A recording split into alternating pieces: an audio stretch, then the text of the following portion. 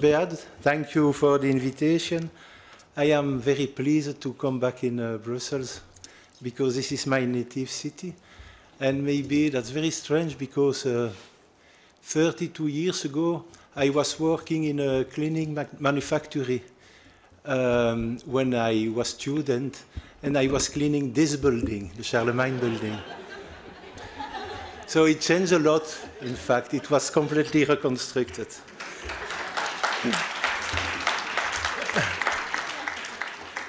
So, as Beat said, I am now working in Neuchâtel after 6 years in France, in Rennes, where I had a very good time. And I moved in Switzerland. And the topic of my talk is recent advances in survey sampling. So that's a very large topic.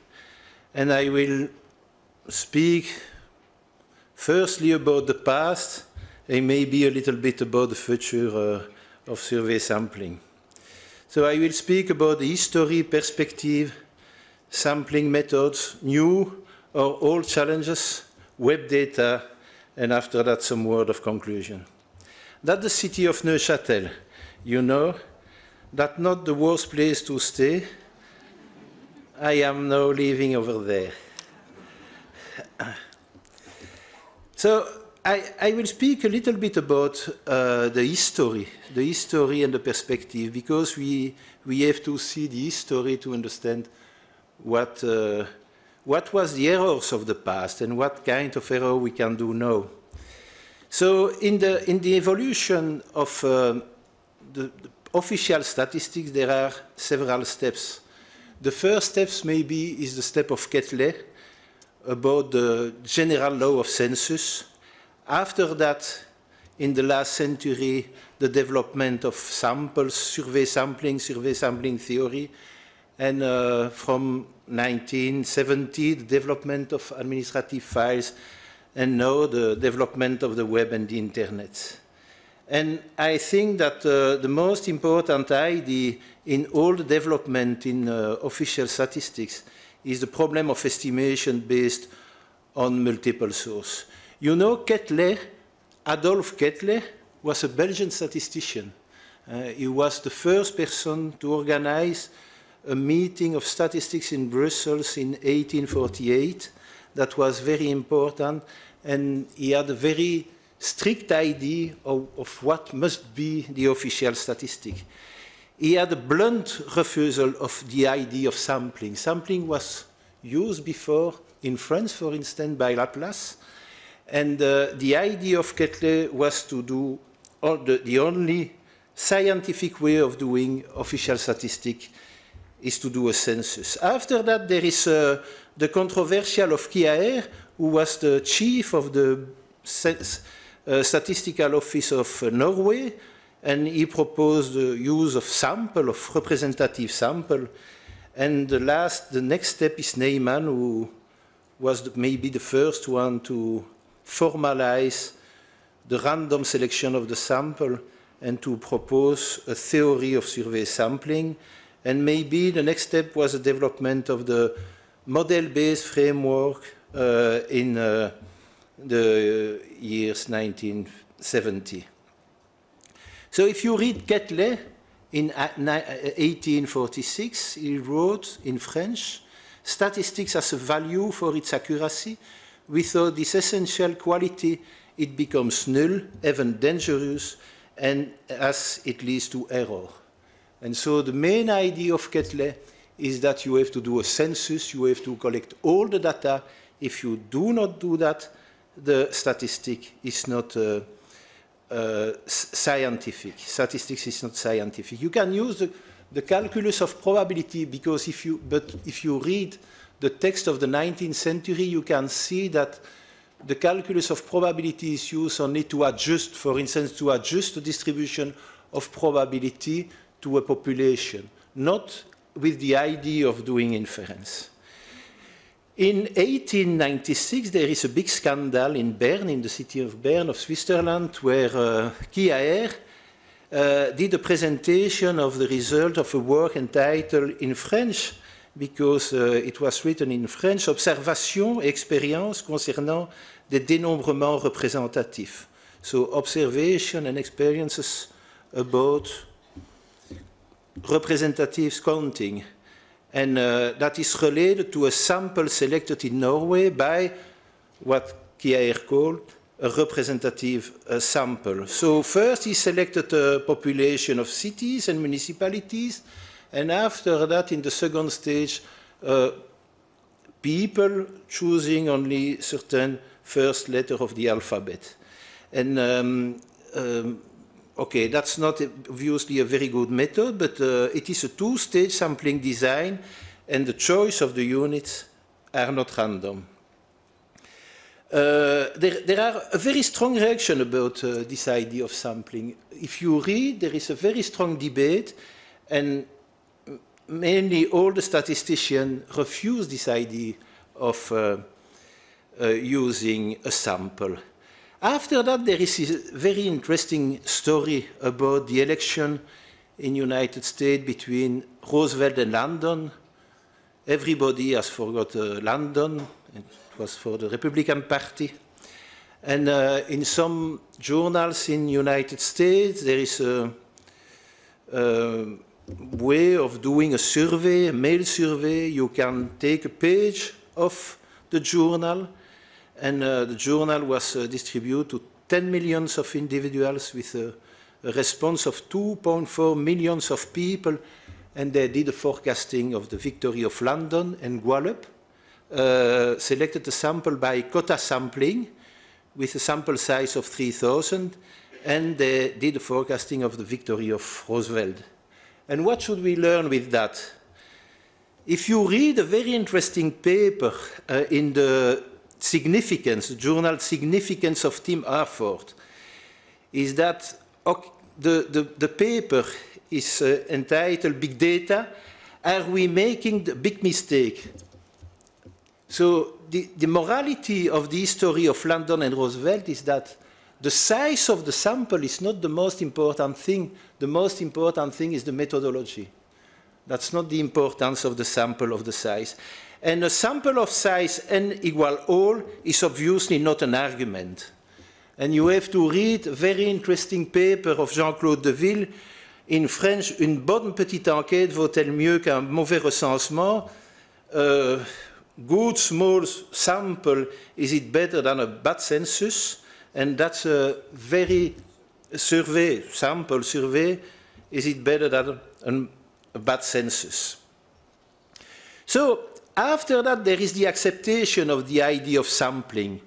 The International Statistical Institute in 1924 did a committee with a very important statistician, Bowley, Gini, Jensen, Marsh, Stewart, Zizek, and they wrote a report about the idea of using a sample in place of a census. And the report is very interesting. Neyman advocates for the use of random sampling. They did a difference between random sampling and purposive sampling. And from this report, there is the development of the theory of survey sampling. And again, the result of this report is that in the theory of survey sampling, the methodology is more important than the size of the sample. Now we have, after that, the development of computer science. In the year 1970, there is a development of administrative file. For instance, in Belgium, there is the register of the population that is now very used for public statistics. But the main problem is that these files are not conceived for official statistics. There are measurement error, missing value, and there are administrative data. The aim of the collection of the data is not the problem of production of statistics. So I do like Dilbert a lot. You can see that we have a lot of data. Use the series database to size the market. And Dilbert said that data is wrong. Then use the SIVS database. Okay, that data is also wrong. Can you average them? Sure, I can multiply them too. So that's the morality. You have a lot of data, what to do with that. After that,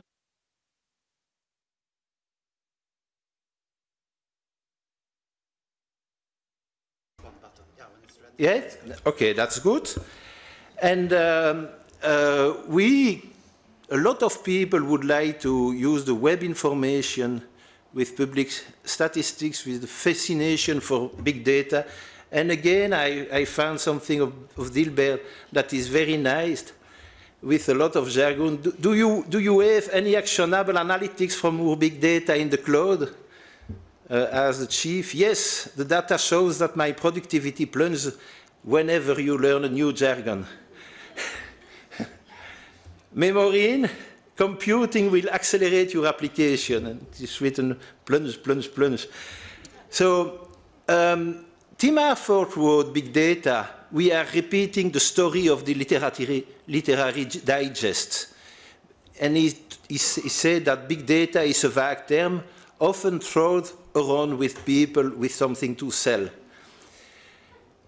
So, in fact, you can see very few productions in official statistics already based on the web. Must the policy of the statistician, not of the data analyst, I don't like this term, be the one of Dilbert? So you let your manager speak about big data, cloud, data analyst, actionable analytics, petabyte, exabyte, zettabyte, try to give him the feeling that he or she is managing something in order to be able to continue your work, because public statistics is a very big machine and it is very difficult to change something if you want to have a regularity of your production of statistics. The statisticians have a methodology to process data. This methodology is also important for a big data problem. And that's the aim of my topic. I will speak a little bit about survey sampling methodology. So, very briefly, S is a sample selected with inclusion probabilities that can be equal or unequal. And okay, the first aim can be to estimate the total of the population U, and we can use the Horvitz-Thompson estimator, and this Horvitz-Thompson estimator is unbiased if and only if all the inclusion probabilities are positive, strictly positive. If not, some people say that the sample is biased, but that is very bad terminology. A sample is not biased. Only an estimator can be biased. There is a strict definition of the bias in statistics. So I prefer to say that there is a coverage problem if we have null inclusion probabilities. And the idea of representativity of the representative sample is fallacious, because it is very interesting to select with unequal inclusion probabilities. A lot of people believe that some proportion must be the same in the population in the sample. That's not true. Neyman had proved that we have to overrepresent the part of the population where the dispersion is more important to have an accurate estimator. One of the very important concepts in official statistics is the auxiliary information. And one of the most important problems, I think, is that we have to estimate official statistics from different sources. And one of the most important things is that we have auxiliary information. With auxiliary information, we can select a balanced sampling design, we can do calibration, we can do multiple framework estimation, we can use small array estimation, but in all the cases, the use of the auxiliary information is very important. So, for instance, you can do balanced sampling. So, you can use auxiliary information to select the sample. A balanced sample is a sample that has the same mean in the sample and in the population.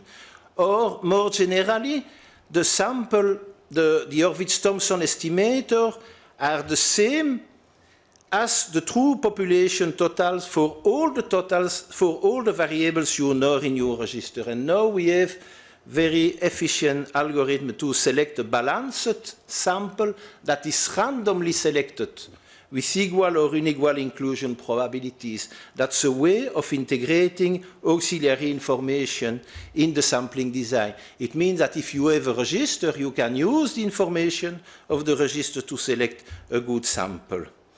Balanced sampling is only a generalization of unequal probability sampling and stratification. So now we can select very easily a balanced sampling design. So the idea is that we have auxiliary information, means that we have a register. We know a lot of variables for each unit of the population. Xk, X is in bold because it is a vector. So for each individual, for each statistical unit, we have 20, 30, 50 known variables. And we select the sample in such a way that the Hurwitz-Thompson estimator of the sample here is equal to the true population total. Balanced sampling is in fact an automatic calibration in the sampling design. There are a lot of applications, for instance, in the new French census or in the French master sample, the sample selected are with balanced sampling design. Calibration is also another way of integrating auxiliary information in a sampling design.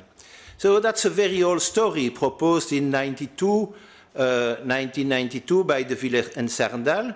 So we have the Hurwitz-Thompson weights, dk, that's equal to the inverse of the inclusion probabilities, and these weights are adjusted on the population totals that are now at the population level by a register or a census, or maybe less than a census, because to do calibration, you only need the totals. You don't need information at the level of the individual. So the aim is to searching weights, WK, close to the dk that satisfy the calibration constraint that are written over there. The sum on the sample of the WKXK is equal to the sum on the population. And there is a lot of variance. According to the choice of the distance, you can use a chi-square distance, a Kullback-Leibler distance, a Hellinger distance, and you can have good properties for the weights, positive weights, bounded weights, and so on. And calibration, we know that it introduces small bias, but it decreases the variance. In some cases, you divide the variance by 10 or by 20 for the variable if the auxiliary variables are very related to the variable of interest. An important idea is that calibration is not only cosmetic. That's a technique of estimation. The aim of calibration is not to produce consistent statistics. Many people in official statistics use too many auxiliary variables. The variables must be chosen to be correlated with the variable of interest. And then it is an estimation method. If you use too many auxiliary variables, you can increase the variance. In the year 70, there is the development of the model-based framework that is a completely change of point of view. We suppose, for instance, that we have a model yk is equal to xk transpose beta plus epsilon k, very simple linear model. Beta is a vector of a regression coefficient. You estimate that by using a classical mean square estimator. And what you do is that you predict the non-observed value yk by a simple prediction. And after that, you have the blue estimator, that is where you have two terms.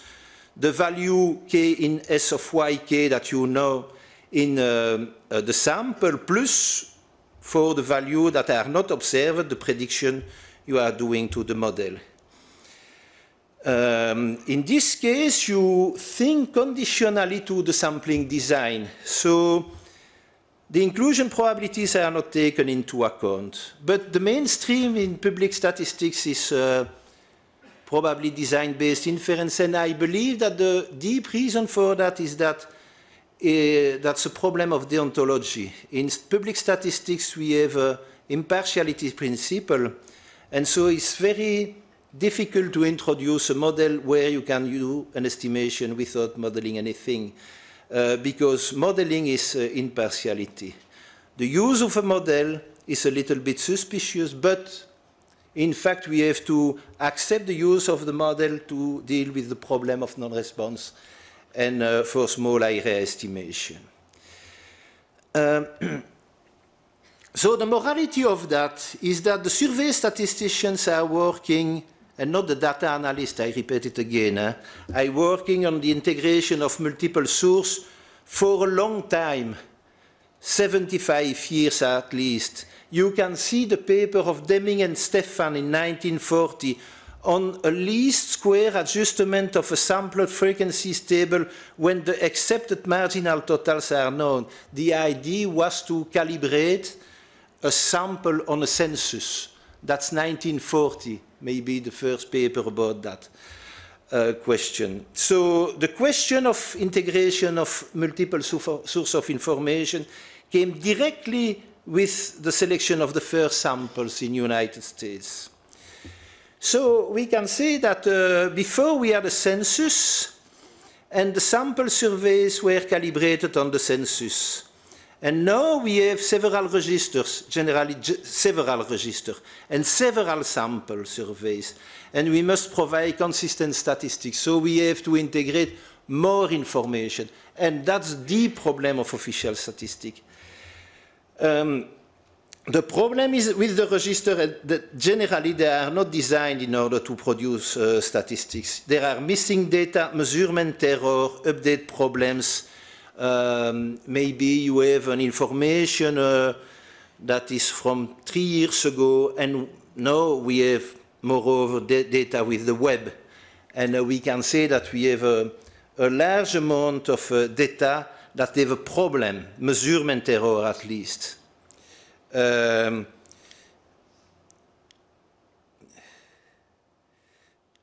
have a problem. Okay, that's good. Okay, so if we have wrong data, what's the matter?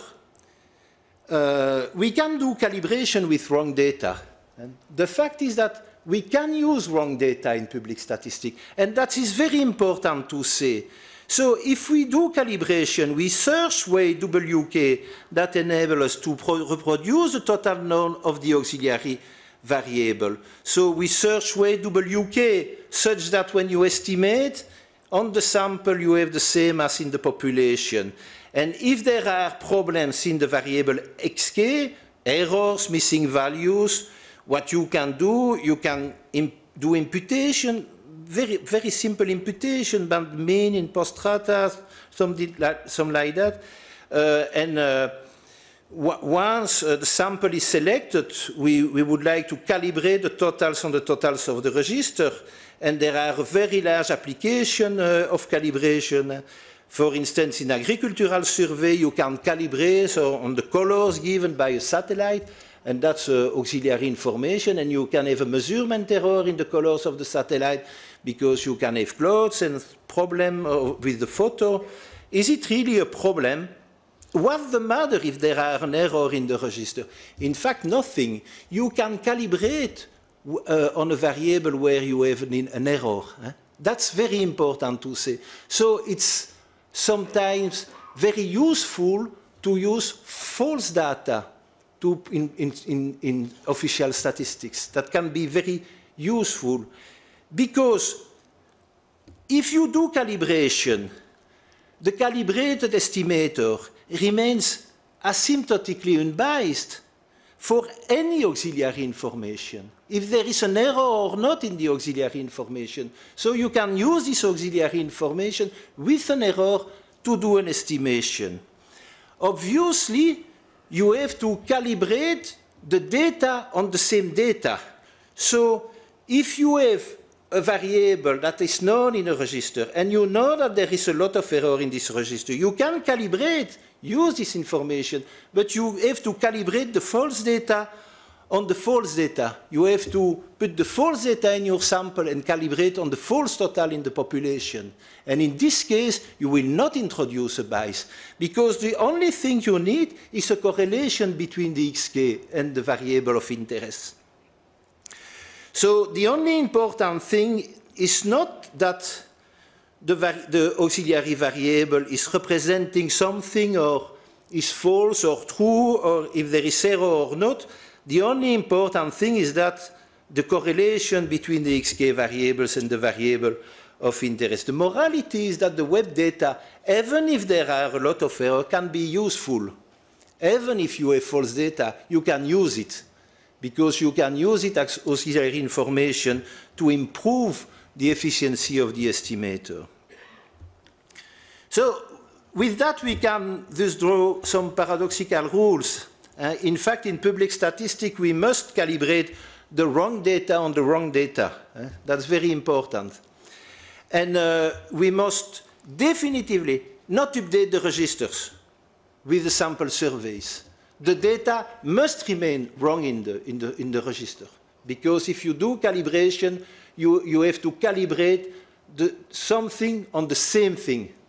And if you begin to update the register with a sample, the register becomes random, and you have the part of the register that are not the same as the other part. And with the web data, the wrong data of the web can be used as auxiliary information to calibrate. That's not a big problem. If the data is wrong, it is not a problem. If this data is used as auxiliary information. So wrong big data can be used to calibrate or to balance, to reduce the sampling error. That's not the problem if the data is true or wrong, if you use it as auxiliary information.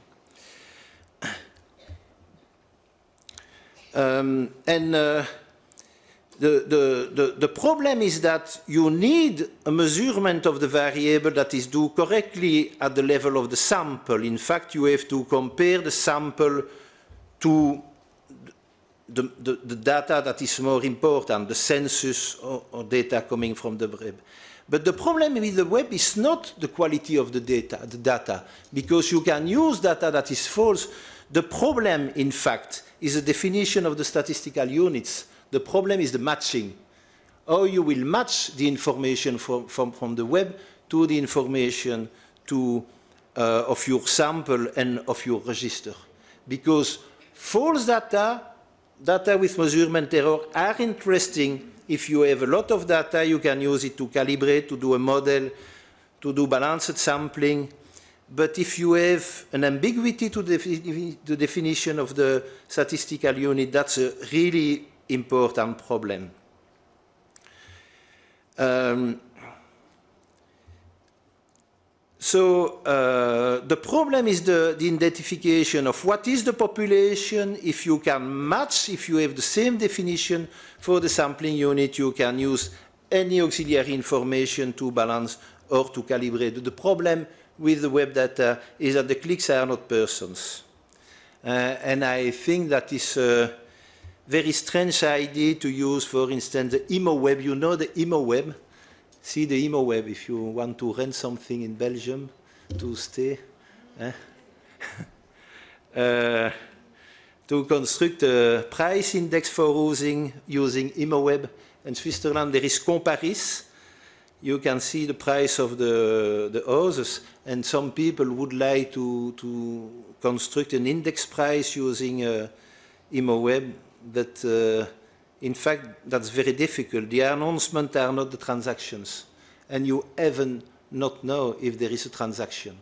So maybe you can use that, but as auxiliary information, you have something with a very big measurement error. There is a possibility to use it. Maybe you can do calibration, you can use primary units, you can mix that with a register. There are some possibilities. But we are again in the same usual problem of the statisticians. We are in the problem of estimation with multiple sources. That's not new, in fact. We have always, since the beginning, the problem of integration of multiple sources. And for that, we have the necessity of exploring a new methodology, for instance, for small area estimation. I believe that this new kind of data will not solve the problem. They will only complexify the estimation, Before we had only one census, one survey, sample survey. Now we have a lot of sources, and we do not really have a theory to integrate a lot of multiple sources of information to do something that is consistent. For the use of web data, a part of the methodology already exists because we have things about balancing, calibration, multiple frame, small array estimation, but the theory is probably not enough. That's big data. Use of web data is not really a new problem, new theoretical problem in public statistics. That's always the same problem, the problem of mixing several sources of data. That's a crucial problem since the beginning of official statistics. And this was a challenge since the beginning. With the data of the web, the methodology should not change dramatically. And what we need is to do research and education. And that's the most important challenge because we must continue to develop an integrated theory of estimation in statistics. And there is a very important lack of statisticians on the labor market. Okay, thank you very much. That are